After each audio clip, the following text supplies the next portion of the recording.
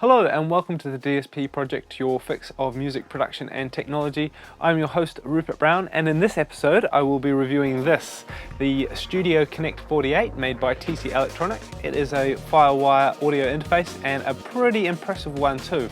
But first of all, before I start off, I want to talk about something that's really disappointing about this unit. What breaks my heart is I have to give this away. I've had this in my studio for review for a good month or so now, and I've really grown fond of it. It is a fantastic unit, but while that's bad news for me, that is really good news for you. So if you like the idea of winning one badass Mamba Jamba audio interface, then stay tuned and I will tell you how that you can be in the draw to win that. So let's have a look, take a closer look at it and see if it's something you actually want to win. Okay, looking at the front panel starting from the left, we've got 4 inputs that can take either mic inputs on XLRs or instrument inputs on jacks, which means that you can take a passive pickups straight from a guitar and plug it straight into the front. Each input has its own gain trim as well as a 20 dB pad. Moving over to the headphone section now, you'll see that we have got 2 outputs for headphones, each with their own volume control. You can also route whatever input or mix you want to the headphones. You can't do it independently, so whatever you choose is sent to both headphone outputs. Moving over to the right now, we will see that you've got a multi-segment LED metering section, so you can see the levels of the inputs. You can see my mic just blinking a touch there on 7 and 8. I would have liked it if you could set the metering to show the outputs as well as the inputs, so to switch to outputs, but I guess the inputs are probably most useful in a recording situation. Moving over, we've got the main output or level control. You'll see that, if I back up a bit there, you'll see that there is an LED that is not lit up at the moment. That's because I'm using the remote control for volume. But if I am to move the Twizzler, the volume control there, you'll see that that little LED light will light up. And that shows us that we're now controlling the volume from the front panel.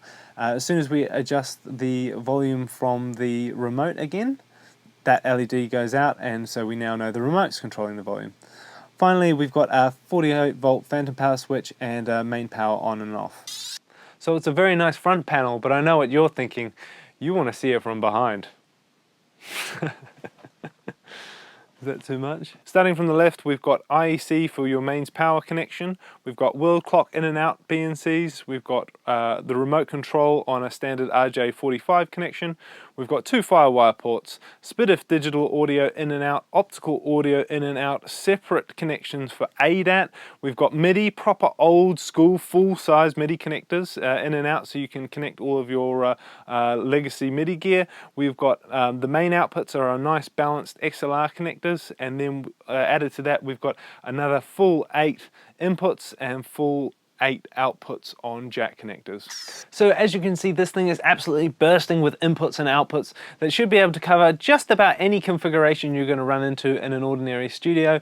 Plus with the ADATs you could add more channels to that again. So it is a very, very flexible unit as far as ins and outs, but it can't be flexible with just ports alone. It really needs the software to drive that. So let's have a quick look at the software that comes with the unit. So here we have the TC Near control panel, which is used for controlling all of the StudioKonnekt gear.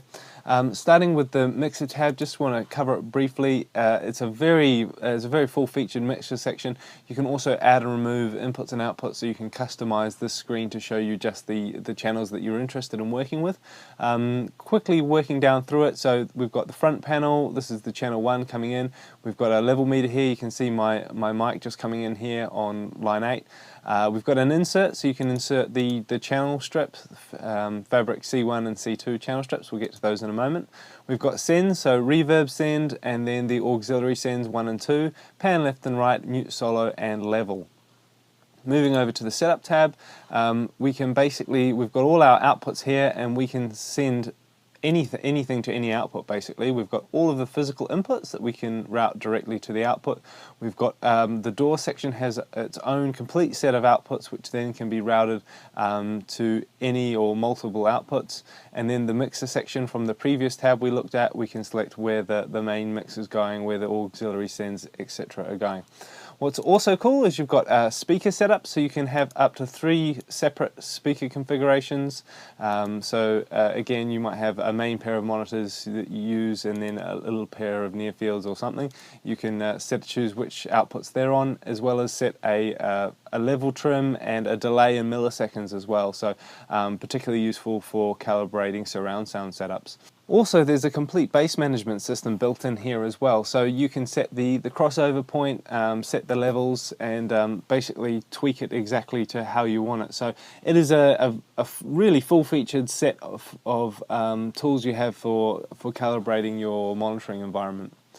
Next we have the Fabric C Studio 1 and 2, which are basically 2 versions of the same thing, which is a channel strip. You've got an EQ built in here, a very nice EQ I might add. It sounds really nice. I believe they must have borrowed some of the algorithms from the System 6000 mastering system, which I'm a big fan of.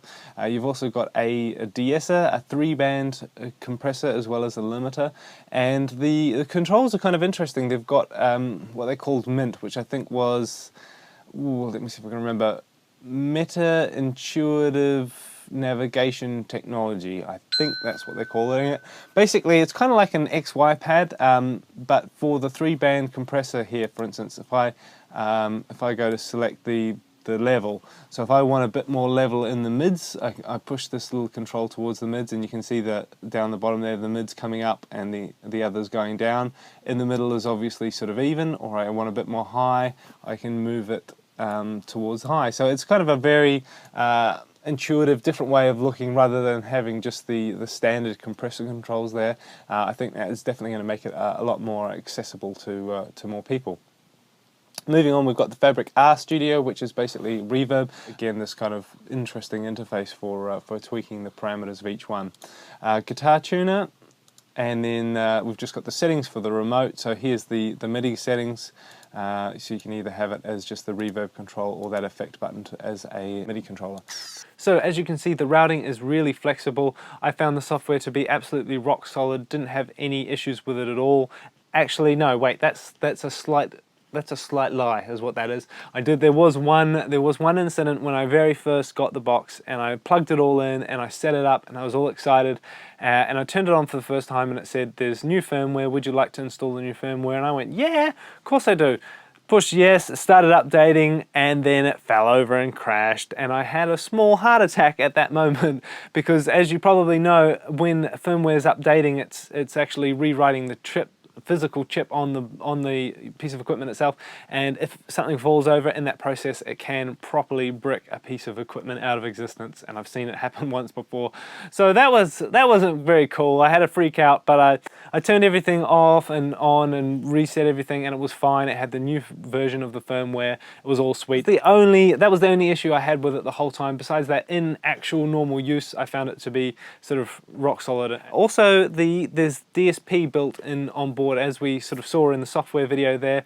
You've got the channel strips and the reverb, which have algorithms borrowed from the System 6000 and the TC electronic reverb, the 4000 series, which are both very well renowned. The 6000 as a mastering, used in mastering, and yeah, the 4000 again very well renowned for reverb processing. So it's a very high quality level of DSP you're getting. Also, you get a few other plugins in it with it as well. You get the assimilator, which kind of assimilates an EQ curve of another piece of software. The res filter, begins with R, sort of like a filter plugin, and then there's another one that's kind of like an insert plugin. I'm not going to go over those now because I kind of showed them in the Impact Twin review. So one of TC's smaller audio interfaces, I reviewed that as well. So if you want to know a bit more about that software, you can go back and watch it in that previous review rather than me covering old ground. One of my favorite parts and one of the coolest parts, I think, of the StudioKonnekt 48 is the remote that comes with it. It is a really cool unit. It feels nice, it's got a good weight to it, it's got a rubber anti-slip mat on the back of it. One thing I want to give a little sort of nod to TC was for using is a standard RJ45 connector, which is like your standard Ethernet networking adapter. So it comes with a shielded Ethernet cable that you can use out of the box, but if you are lucky enough to have a couple studios and maybe a rack room miles away and you want to run an extra long cable for the remote, you don't need to buy any crazy expensive weird cable from TC. You can use like standard Ethernet Cat6 cable. Let's take a closer look at the remote though. As you would expect, the main knob controls the master volume by default. Pressing it once dims the volume. You can also set the dim level while it's dimmed. Pressing the knob again returns it back to undimmed status.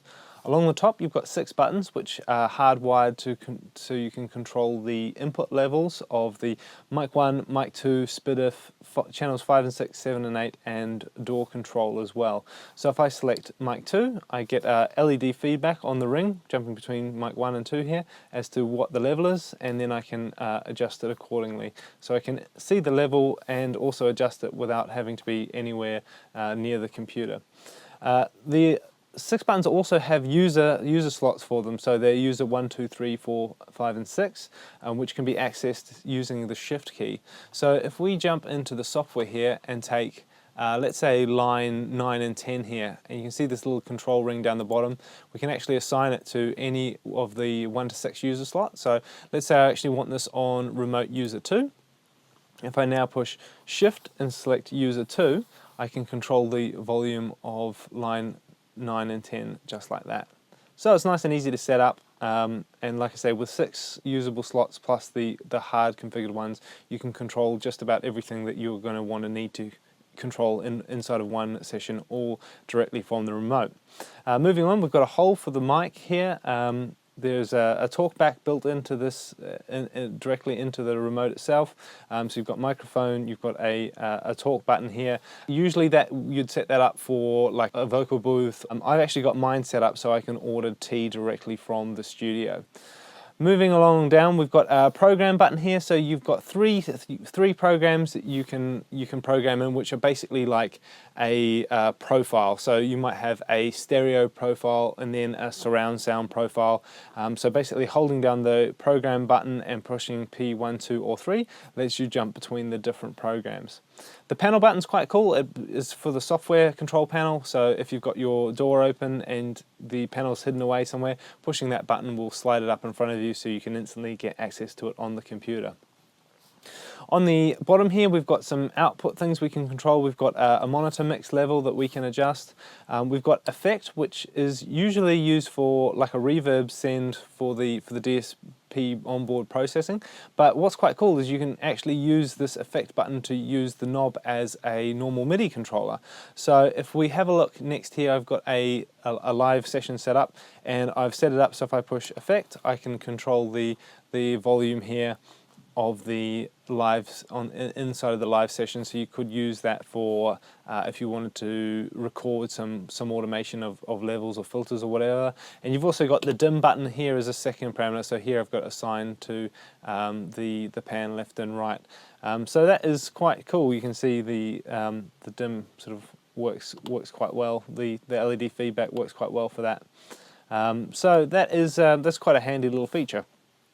Moving on, we've got talk, as we said, we've got a talk back built in, the master, which is just for controlling the master volume. You'll notice that it defaults back to master by itself, so if you press something, let's say the mic, and we make a little adjustment and we leave it, after 2.5 seconds it defaults back to master, which is quite nice. You don't have to keep pushing it back out of everything that you control. It defaults back. That's also changeable in the settings. If you don't like that, you can change it not to do that. Channels on and off, so we can turn the mic channels off and then turn them back on again, which is fine. And then we've got the shift key, which as we spoke about before, lets you access the user modes. You've also got a guitar tuner built in here, which is quite cool. So you can use the LED ring for seeing the details of the guitar tuner.